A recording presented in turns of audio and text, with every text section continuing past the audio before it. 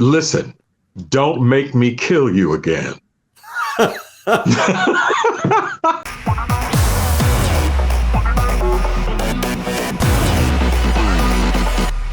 Boys and girls of every age, wouldn't you like to see something strange? Come with us and have some fun right here now at GalaxyCon, where we are bringing the convention experience directly to you. And we hope you had a wonderful Halloween. We hope going into Thanksgiving and the Christmas season, things are going well as you. And today, of course, we are going back to Halloween Town with the cast of The Nightmare Before Christmas. So without further ado, let's open up the jack-o'-lantern door on the holiday tree and bring them out to our world once again.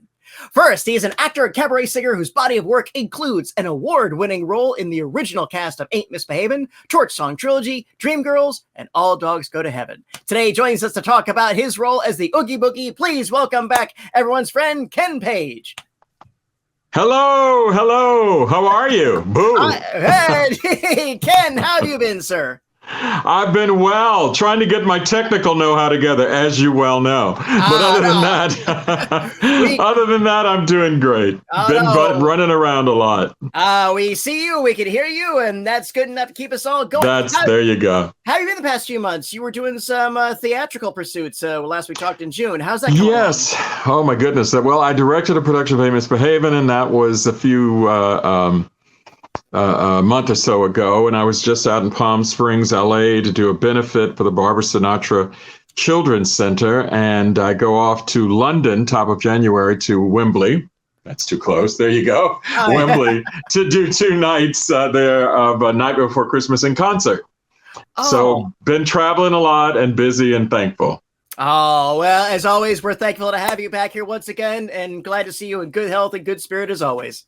Thank you. And by the way, I saw Elvis after we had talked about it, and yes. Did you? I absolutely loved it for the same reasons you did. Yeah, a lot of wonderful. I mean, it was all the things I wanted it to be as far as inclusion and explanation, and he's amazing, and I hope he gets an Oscar nomination for it. Austin Butler. I'm rooting for that as well. And who else I'm always rooting for? Our next guest, he is an actor whose body of work includes Dog Day Afternoon, Fright Night, Child's Play, and an adorable little movie called The Princess Bride, which some people have seen. He is also the host of his own podcast, Cooking by Heart. Today joins us to discuss his roles, including the speaking voice of the Pumpkin King himself, Jack Skellington. Please welcome back our friend, Chris Sarandon. Hiya, kids. Hiya. Like your magic twagger, Froggy. That's right. Remember that? Oh, so much fun. Of a certain generation, of course. Absolutely. I discovered it through the magic of YouTube and the internet and all that fun stuff. Oh, I was sitting there watching it, literally just completely mesmerized by it when I was a kid. And for anyone under let's say 50, look up the Buster Brown Show and that'll get you going. So, Chris, how have you been? I've been great. I've been having a wonderful time doing the podcast. One of my special guests has been Ken Page. Ken's podcast is going to be up sometime before Christmas. And I owe you, and I'll call you tomorrow the next day. Okay. All right. It's a deal.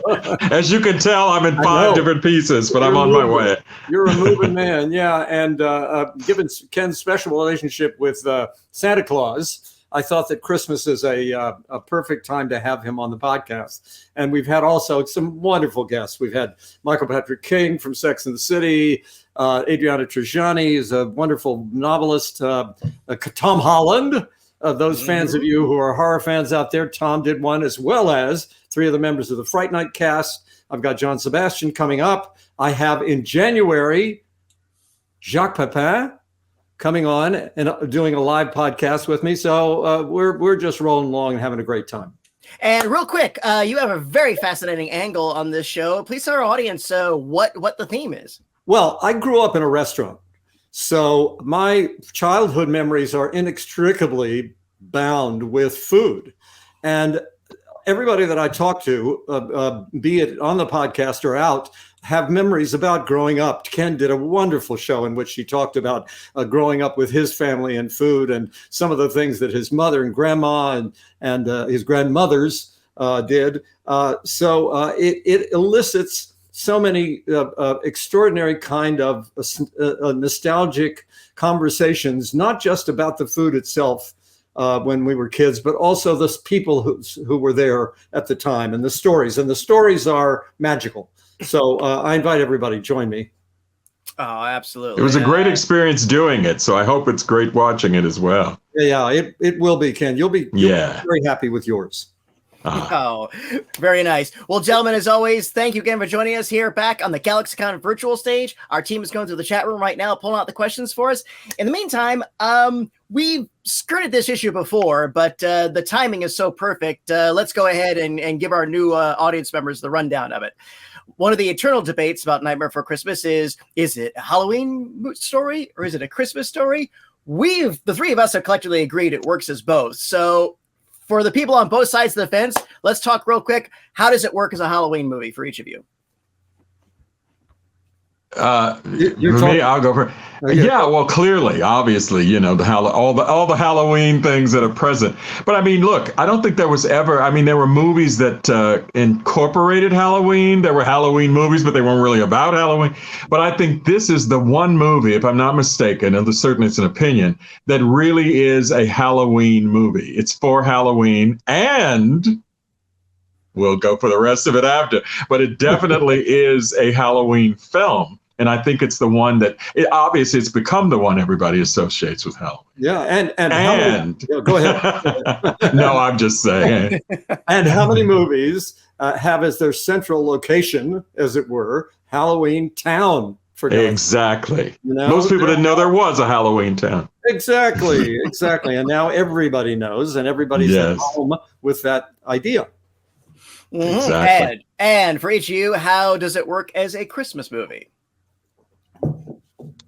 Chris? Well, obviously for the fact that the kidnapping of, and I'm not giving anything away here because I know that most of the people who are watching this and listening to it are Nightmare Before Christmas fans, but the fact that the central sort of plot point, if you will, is the kidnapping of Santa Claus, or Sandy Claus, as Jack is happy to call him, and his involvement with the one and only Oogie Boogie and his rescue by Jack and his crew. So it operates obviously very, very strongly. And also when Jack is traveling through his emotional journey, and he falls into Christmas, or the presence of Christmas, it's what spurs him to further the action of the movie by basically living his life trying to figure out what Christmas is all about. Mm-hmm. Yeah. And I think, I mean, when you look at the way the story, as Chris was saying, the way the story is, it really is Halloween entering Christmas land, if that makes sense, or Jack entering Christmas. So the Christmas is the overall, and he comes into it from where he is, rather than it being the opposite, right? Yeah. And I think that's one of the things that makes it, and also, just the idea of capturing Santa Claus and all that. How could that not be Christmas too? Right. And also the idea that Jack thinks that inhabiting Christmas means putting on the clothing of Christmas, the actions of Christmas, rather than the idea of Christmas. And he figures it out. And he also figures out, this is who I am. I'm not this guy. I'm who I am.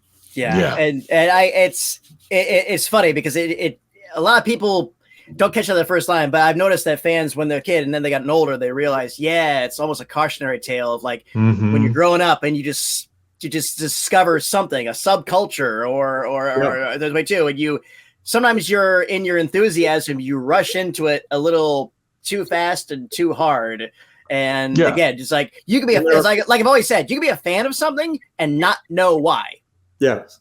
And there are consequences to completely involving yourself in something without really understanding what that thing is at its essence. Well, you could meet the boogeyman. Ooh, I just got a chill. Well, I mean, metaphorically speaking, I mean, you go down the wrong road and you lose yourself, you just might meet the boogeyman. That's right. Oh, interesting. Yeah. Psychologically as well. The bookie certainly knows who and what he is throughout the whole thing. Right. Absolutely. Somebody asked me once, he said, how did he get so evil? I thought, I'm going to give that some thought. What happened to him that made him, I said, well, if you were made out of a sack of bugs, you'd be evil too. So there it is. And with fairy tales, you don't need a character arc per se. You don't, but it's interesting with every fairy tale that has a villain, and they practically all do, there's that standing question. And a few of them, as we know, have explored how that person became that way. And it's always sort of a cautionary tale, or something happened to them and somewhere along the way they made a choice, which still is a cautionary tale. It's really always great at the root of every fairy tale. Into the woods, right? Yeah. Maybe. Well, again, I know you always get asked about sequels and blah blah blah and everything else. I wouldn't put it past the powers that be to explore the characters in a prequel form, since that seems to be a path that they're enjoying. And we'll deal with it as if it comes. Yeah, one never knows, do one? Just to sneak in another little plug for another. Absolutely. Well, gentlemen, thank you for indulging my capricious curiosity. We are good to go to audience questions, so let's go ahead and fire it up. And our first one's going to come from Peter. What is everybody's all-time favorite dish? Ooh, interesting question. In general. Yeah. Go for it. Well, I'm going to say, just because Thanksgiving is coming up, and it is probably my all-time favorite dish, is cornbread stuffing. Chris and I will get more into that in our own podcast thing, but cornbread stuffing. Any time of the year, I like cornbread stuffing. The old-fashioned kind. No walnuts, no clams and oysters. Just plain old cornbread stuffing. Yeah. Any time of the year. Right. Nice. I guess mine would be the one that's my family's favorite dish that I make. It's a Greek dish called ouverlakia. And the ouverlakia is a stew made with meatballs the meatballs themselves are made with some sauteed onion, some little chunks of tomato, rice, mint, and they're cooked in a broth with potatoes, carrots, and celery. And then at the end, you add what the Greeks call avrolemano sauce, which is the egg lemon sauce. And that makes a big kind of rich sort of stewy soup. And it's very comforting in cold weather, warm weather, any kind of weather. My grandkids love it. My children love it. They make it. We love it. That sounds wonderful. Oh, it's great. I was tasting each ingredient as you went down. I'll make it. Onion, yes. Mint, yes. Yeah, I gotta leave out the onion for me. It's my kryptonite. Oh, no. That's a shame. I know. It's the third ingredient in everything. It is, just about. I know. Does it give you indigestion or? No, it's just not a flavor. I can handle onion powder, but if I bite into onion, I'm like, thank you, I'm done. Well, but this is sauteed onion. It's cooked onion. It's not raw. Then I might. Well, Chris, invite me over and give me a plate of it and leave it over. All right. So and if you boys want to come over and have one of the best steaks you'll ever have in your life on my charcoal grill, I invite an invitation as well.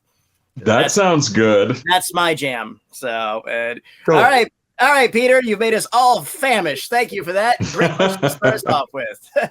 From Sarah. Oh, do you have a favorite genre of music? I'm pretty varied, I have to say. I mean, I think I talked to Chris about this on our podcast. The only music I don't really access well is heavy metal. It just gives me a headache. No, me too. I'm the same way.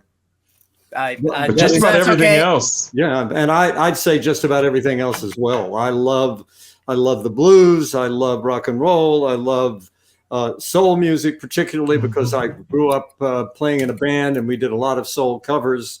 And we played in some wonderful blues clubs as well when I was a kid. classical music, of course. Yeah. Yeah. And if there were a single piece of music that I would pick out of all of it, it would be Beethoven's Ninth Symphony, the great choral symphony.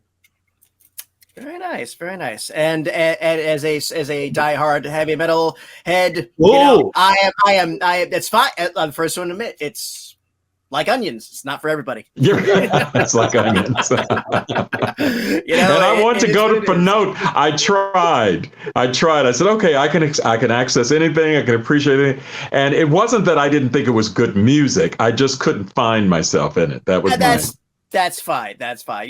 Sometimes you got to find yourself in it by being in a slam dance pit, but that's okay. Yeah, I'll try that. I didn't try that. All right, see, we're learning so much here today. Sarah, thank you so much. Great question. What do we have next? This one from Tristan. What are the differences of performing on stage versus performing in a studio? Do you prefer one over the other? And you can interpret this as either a recording studio, if you're recording just a voiceover thing, or if you're talking about filming face characters in a studio. Whichever direction you want to go in that.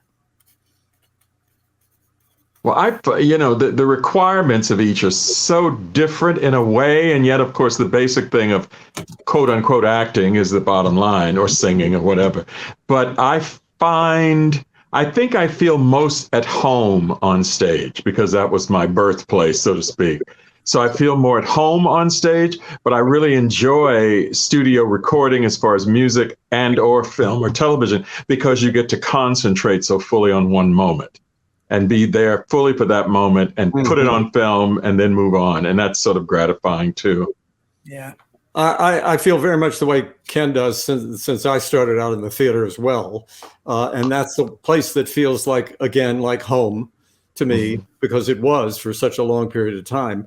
But one of the things that I would add about working particularly in movies and television, but particularly in movies, is that atmosphere is working in the theater is collaborative, no question, wonderfully collaborative. And in fact, the actor generally has more agency, more input if you're working in the theater than you do on television or in the movies. But in television and the movies, you become part of this sort of inexorable machine.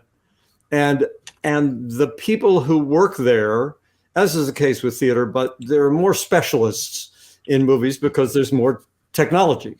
And you find really fascinating people working in movies, not necessarily just in the acting part of it and the directing part, but also the art directors, the scenic designers, the grips, the tech people. They're all really very cool, very interesting people, and they're all working toward one common goal. And it's a very heady experience to feel like you're part of that major kind of again, calling it a machine, but that impersonalizes it, and it's not. It's really a wonderful kind of amalgam and a collaboration of human beings with the technology. I'm accepting working on green screen because that's not much fun. You're working with robots and you're working with figures. Where am I? Yeah, right. Where the hell am I? But the theater, first of all. Over here. Look up. This is your sight line right here. Right. Don't talk to that stick. Talk to this stick. Yeah. One of your ping pong balls fell off. Hold on. Yes. Back on, gracious. Yeah, in my experience, which is nowhere near the quality of the gentleman here, I always liken it it's not apples and oranges, it's limes and lemons. It's like from the outside, it just seems so the same from a layman's point of view, but when you bite into it, it's like, yeah, it's different. Yeah, and I just add one more thing, and that is, I think I can, to a certain extent, speak for Ken in this, and that is that when you're working in the theater, and that is you're actually performing, then you're communicating with an audience, and that you don't have. Right. And that's probably the major difference if you had to boil it down to something, isn't it? Yeah. That there's a communication that's happening in the theater that doesn't exist in the other mediums. Yeah. There's something else going on, but it's not that human to human communication. And that moment-to-moment communication. Yeah, exactly. There's a curious fallacy too that people think that when you're filming something that, well, your audience is the crew and everything else. No, they're all doing their jobs. They're working. Oh yeah. They're worried about how the light's hitting you. They're not looking at your performance. Exactly. They're not waiting for your punchline. Yeah. No, because necessarily. Because you're on take 27 and the director says, "Well, do it again." Yeah. There you have it, Tristan. Thank you for a wonderful question. And what do we have next? Here's one from Alex. Oh, what was the most difficult song to memorize? I can't speak to that. Ken? All of them. As I get older, all of them. I think there's a song I did at American Songbook at Lincoln Center called Let's Take a Walk Around the Block. And it was a Frank Lesser song, and it had 2,000 verses, no repeats. It just kept going, and each verse was different and different and different and different. And then you took a walk around the block, and it was another verse and another verse. And it was one of those where I really got the flop sweats. You know what I mean? Yeah. I got to the second verse, and all of a sudden my brain started scrambling and going all like mice, I call it, when the mice scramble away from you. And I thought, God, please let me remember these lyrics. I put you in charge because I no longer couldn't do anything. And I got through it. And I remember walking off stage thinking, I have no idea what I sang.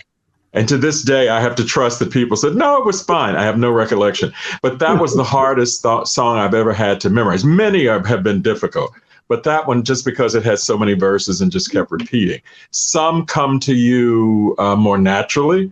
But some are just memorization. And if you don't really have the time, or for whatever reasons you don't connect to it, it's very hard to hold some of it in your head. Some songs, it's like you knew them all your life, I actually thought that the person asking the question was asking from the movie. From the movie. Oh, well, there you have it. I only had one, so I'll bow out on that one. No. From any facet in your career, because I didn't sing any of the songs in Nightmare Before Christmas, but I have done songs in shows where I've thought I'll never get it right. I was doing a show called. Well, I've forgotten the name of the show. There you go. It's a show it was a show at Lincoln Center about Rachmaninoff, and it was a character song in which the character was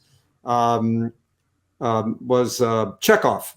No, I'm sorry. The character was Tchaikovsky. And it was a very difficult kind of rhythmic song, but very often, and I think Ken can probably attest to this as well, if you follow the musical feel of the song, sometimes it will lead you to the words. Mm-hmm. And also if the meter and the lyrics make sense. Yes. If there's a kind of narrative arc to the lyric of the song, then that'll lead you along too. But that's the one I can think of. And also, when I was a kid, when I was in college, I did The Music Man, and he has that great patter song called Trouble. Mm-hmm. And that was tough. That was hard. Yeah. It's another one of those where there's no repeat. You just got to, the only thing repeats is trouble. And that could get you in trouble, right? And then you're off on another tangent. Right. You're off on another tangent. I was talking about shirt tail young ones speaking in the pool hall. What? I should add to this, a personal side is Chris's wonderful, talented, lovely wife starred and won a Tony Award on Broadway for the Stephen Sondheim musical Into the Woods. And I had occasion to do it a few years ago. And it's probably one of the hardest lyric shows for anybody to ever learn. And, I just was dumbfounded. And I called Joanne. I said, or wrote her or something. I said, help me. If there's any secret, she said, I never learned them. Last night of my performance, I was still like, if I had to sing it alone, I could have never. And I passed that along to the company because we had a lyric like Into the Woods to slit your throat, to slit your wrist, because you can't learn the lyrics. Oh, wow. And it was and because this breakneck speed is really the thing. Right. And you either know it or you don't. It breaks down to that. And it's beautiful lyrics, as many things are. But because of the speed and, as you were saying about the musicality, it almost trips in front of you. If you don't already know the lyric, you can't possibly catch the music, but everybody says that's a tough one. And of course, you must make sure you are clearly enunciating it. Well, you must, because the lyrics are absolute gold and diamonds. And if you don't enunciate it, nobody hears it. And then what was that about? You know, right, exactly. They're not easy, though. I think we've all seen some people get a little mush mouthed with some lyrics on stage, and I will not name names. I know, right? We all. Sometimes busted out all the trumpet, yeah. Like a circle and a circle, like a wheel within a wheel. Yeah. Well, there you go, Alex. Fun question. Thank you. What's next? From Melinda. If you could transport to any time in the past, what time period would you want to see? I think just because of my ethnic background, I would like to see ancient Greece in its heyday. That is, in the time when the great giants of that period walked the earth, Sophocles and Socrates and Plato and Aristophanes and the great playwrights, as well as the great Pericles and and also some of they're mythical figures, but people like Agamemnon, who I think was a real king. I'm not sure. I believe so. Yeah. At any rate, it's a period that fascinates me, and that's probably the one that I would like to go to. That or never mind. Go ahead. No. Say what were you? Go ahead. Throw it out. There's a series of novels that I love. By a guy by the name of Patrick O'Brien. They're called the Aubrey Maturin novels. And they're about a sea captain and a doctor who's a spy who travels with him on sea voyages in the late 1700s, early 1800s. And that's an interesting period in history as well. Those are the Master and Commander books. Yep. Yeah. Yes, well, I guess I would have to say ancient Egypt, early Egypt. I've been fascinated with it all my life. Even I don't really know why, and their theories, and maybe I lived there, who knows. But even as a child, I was always drawn to everything Egyptian. And I had a chance to go there and didn't get to go, and I'm still sick about it, so I'm venting, but that's okay. Yeah, but COVID, But ancient Egypt, just because of the some of the spiritual connections, some of the artistic things that were there, some of the things that they did that we still don't know how they did it. I would be fascinated to know and to see what life was like in ancient Egypt and where it all came from and what germinated it and on and on and on. Yeah, I wouldn't want to stay long. No, no. Particularly perhaps a weekend. Yes, right. Yeah. Particularly considering the life expectancy and sanitation and yes. There were things that were going on then that were not very pleasant. Exactly. Yeah. But as my grandmother used to always say, if you didn't know any different, you didn't know any different. So maybe that would help. But going back, certainly we would be like, okay, that's enough of that. We can go now, right? I'm ready to come home. Yeah. Click our heels 3 times or something. Start up the time machine. Yeah. I've my standard answer to this. Well, I have 2. One, I'd like to just go back to maybe the 70s, go to a music store and just buy a record for no other reason other than it has a cool cover. You can still do that. But it's not quite the same. You'll hear this Spotify. You're flipping through. It's like, whoa, this cover's badass. I'm gonna buy this. It's just. Well, I still say that I can take you there. Yes, we can. We know the way. All right, there you go. And I thought you were gonna say Studio 54 when you said the 70s. I don't know. To see the. I'd have to go just there. An album. I got you. right too. Or thanks to the musical 1776, I'd like to go back to that time period and just hang out with Benjamin Franklin for a bit. Yes. There. And Melinda, great question. Thank you so much. What's next? From Tim. Oh, does anybody speak any other languages? Or if so, is there a language each of you would like to learn? Oh, God. Go ahead, Ken. I speak a bit of French. I did better when I was in Paris working. Thank God I was, able to be surrounded by it. So it helped me. But I don't speak fluent French by any means. And I would love to learn Italian because I just think it's such a marriage of passion and romance and self-expression. I mean, there's the physical language and then there's the verbal language, but I just think it's a beautiful language. When I hear it, it feels like, I always feel like if just for a little bit more I could speak Italian. Of course, I know nothing, but I always feel like I could speak it because it's so demonstrative of the personality of the people. Right, right. Yeah. It's interesting, as actors, we're often asked to pretend as if we are something or can do something. And I had to do a play called The Light in the Piazza musical, a wonderful musical. Love it. In New York. And I had to learn how to speak Italian phonetically because I didn't know how to speak it.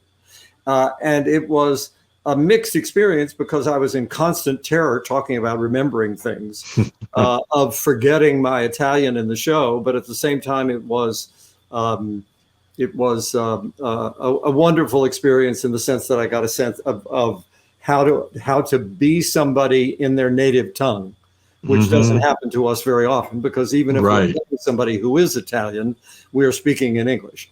But the one that, of course, I go back to because I'm Greek is getting back to speaking Greek, because I spoke when I was a kid and then I stopped speaking, and I spent some time in Greece this summer, and a lot of it came back to me. So if anything, I'd love to relearn it. We had the opportunity to do Ain't Misbehavin' in Paris, and there's not a lot of dialogue in the show anyway, but everything that we spoke was translated into French. So it was really interesting. I spoke a little, so that helped. But as you said, Chris, to be able to actually communicate with an audience, as it would be an actor, in their language was very gratifying and interesting. And I mean, I knew what I was saying, thank God. So that helped, But to get a laugh in French, I thought, well, that's it. I can die happy now, So you were speaking the dialogue in French? Yes. Oh, great. That's wonderful. Yeah. And to my of course, fear was I'll say it and I'll get it out, but they won't understand me. They'll just say, what the hell is he talking about? But actually, like I said, to get les pieds est trop grand, which is a translation of your feet's too big, and to point to somebody, go, voilà, et vous, les pieds est trop grand, and have them laugh. I thought, man, this is as good as it gets, I couldn't say anything else, but I could say that. You could say that. Yeah. I know all French terms related to fencing. I mean, that's about it. I used to be able to keep score all the way up to 10, and I can't do it anymore. So let's go ahead and roll another one. And this comes from Daniel B. Ooh, do you guys have a favorite horror movie, or perhaps a horror movie franchise? Well, Chris knows my answer always, so I'll let him go first. Oh, go. No, go ahead. Go ahead. You sure? Yeah. Well, I always say, and it always leaves people going, weirder than we thought. My favorite movie, I think, and certainly favorite horror movie, is The Exorcist. It's a brilliantly, aside from the horror of it, it's a brilliantly directed film, and the screenplay is amazing, and on and on and on. But I just watched it a few weeks ago for Halloween. I waited till like about 4 or 5 in the evening. I put it on, so it descended into darkness. I set myself up for it. But once again, I came away from it thinking, what a brilliant, brilliant film, William Friedkin, right? William Friedkin, William Peter Blatty, William Friedkin. Yeah, Friedkin directed The French Connection, a bunch of other wonderful movies, really. Yeah. Have you ever seen The Ninth Configuration? Which was Blatty's... It's actually a sequel to The Exorcist. It was written and directed by Blatty, and he considers it to be the true sequel to The Exorcist. Oh, I think I have seen it. It's been a while, and I don't remember it, but I think I have seen it. It is worth a shot. It's a forgotten film, but it's extremely interesting. Stacy Keach does a wonderful turn in it. And I always tell everybody, if you like The Exorcist, check this out. Because I will, absolutely. It's about the astronaut when Reagan says, "You're gonna die up there." Well, the beginning of the movie is him in the capsule, and he freaks out because she got into her head. It's like, I'm gonna die. So it's all about how he's carted off to a military asylum. And oh my goodness, his experiences there. Wow, that's great. So yeah. I should add to that also. I watched this time around. I watched the director's cut of The Exorcist, which includes some other scenes and a little bit of the way it ends and things. It's interesting to see another edit of it, because it does change the way the movie lands in the end. You know, and it has a very different feeling to it as it was the extra edit footage and so forth. Sure. I would name a couple of movies. There's a movie that I'll never forget from the first time I saw it, and I haven't seen it. I think I've seen it once since. A movie called Don't Look Now. Nicholas Roeg directed. He was a cinematographer who directed a couple of films, I think. Yeah. With Donald Sutherland and Julie Christie, about a couple who lose a child, and it's one of those movies because it's so visually evocative and at the same time so believable. Yeah. Because you could understand exactly how this couple could be going through this and seeing the same things they see. I won't go any further with that one because you got to watch it. Yeah. There's also Let the Right One In, which is the original Let the Right One In, not the one that's out now, but the very original one from Scandinavia. Yeah. Which is about two children, one of whom is a vampire. And it's fascinatingly, beautifully shot. It's very, very poignant, very tragic in a lot of ways. It has great resonance to it. It's a wonderful, wonderful movie. I recommend that one very, very highly. And not a bad remake that was done by American director named Matt Reeves, who did an English version of it. But the original one is really something. Yeah, Reeves does good work. I don't look now, and Let the Right One In. Let the Right One In. I was going to ask. Yeah. There you go. All right, Daniel B. You've got some movies to catch up on. Thank you for that question. Thank you, right. From Jeffrey, what is your favorite line or quote from The Nightmare Before Christmas, or any other production that you've been a part of? Favorite quote or line from The Nightmare? Well, there's so many. We'll split it. Favorite line from Nightmare, and that there's a favorite line from any other of your body of work. Right. Yeah. Well, I mean, I have to say that there's one of my lines from The Princess Bride that I still have such fondness for, because it's such an encapsulation of the character of Prince Humperdinck when he's standing with his dear friend Count Rugen, the six-fingered man, in the just before they're going into the pit of despair, and Count Rugen asks him if he wants to go down to the pit of despair, and he says, "No, I you know how much I love watching you work, Tyrone, but I have my wife to murder, my Gilder to flame for it. I mean, my wedding to plan, my wife to murder, Gilder to frame for it. I'm swamped." It's just so perfect, William Gold dialogue. I will always love your rendition at the end of Tale of Two Cities. Thank you. Thank you. Far better thing I do than I've ever done before. Right? Yeah, that one. Yeah. Well, that's pretty good writer there too. Yeah. Right. Good closing line. Yeah. Kenny? From Nightmare, well, what have we here is my favorite line, because it's just standard. It's the standard villain line, and I got to actually say it, which is, and I can't tell you how many things I've seen since doing it that somebody walks in the room and goes, well, what have we here? And I go, that's the line. It's the one. I mean, Barbara Stanwyck says it in a movie, and everybody. Really? It's so. Oh yeah. Well, what have we here? She says something. The other is from the show Ain't Misbehaving Again. Fats Waller had a wonderful catchphrase that he used throughout his career, which was, "One never knows, do one?" And he delivers it so well in the movie Stormy Weather. He just turns right into the camera. Something has happened, and he looks at the camera and he goes, "One never knows, do one?" And it's such a great line. I mean, it's I throw it out there every now and again with people, and they don't all know where it came from. Yeah, right. But it seems to have humor and yet truth, right? Yeah. So that's my other favorite. Well, there you have it. All right, Jeffrey, great question. Thank you. What's next? Can I add one? Of course. Line, not necessarily of mine, but another line from The Princess Bride, when somebody says to Wesley, and again, forgive my memory for not remembering the exact moment, says to Wesley, "It's not fair." And Wesley says, "Life isn't fair. If anybody tells you any different, they're selling something."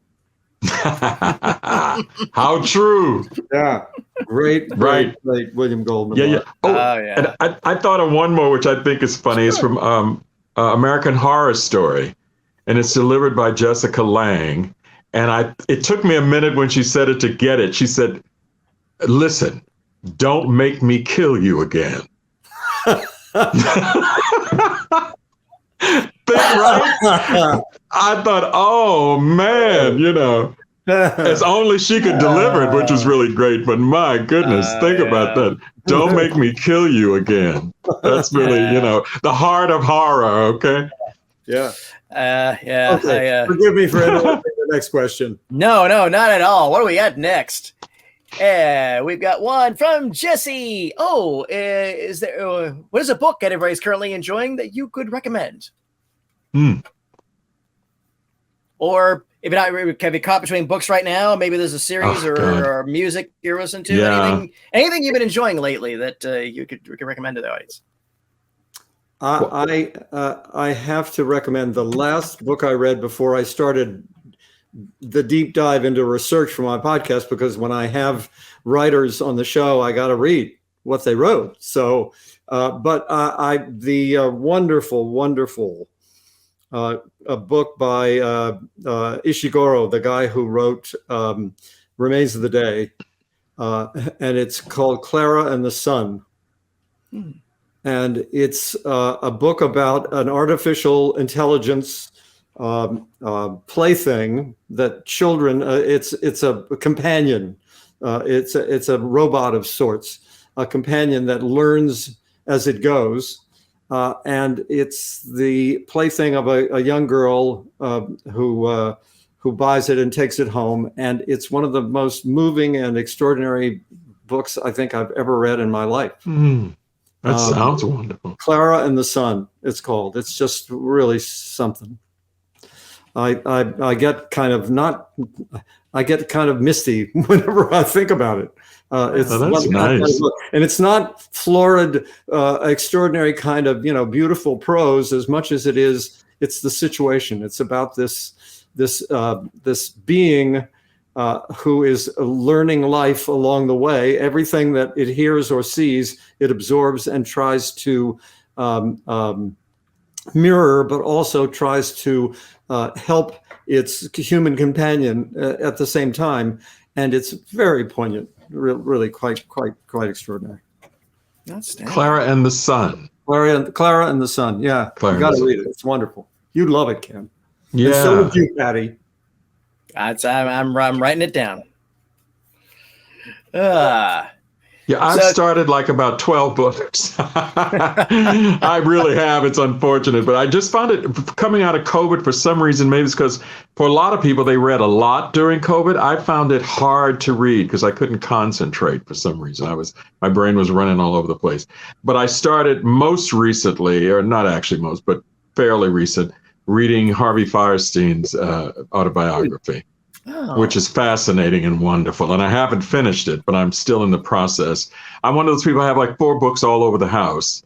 And wherever I'm near or sit down, I pick up that book and I read some of that. Or if it's another one over here, I pick up and I read some of that. So I'm reading them simultaneously. And I also got the book Shy, Mary Rogers, Richard Rogers' daughter's autobiography. Yeah. Joanna was reading that recently. Yeah. And I'm just starting that, and I'm excited to finish it, to really get into it. And a book that probably nobody even knows exists is called Why LaBelle is Important.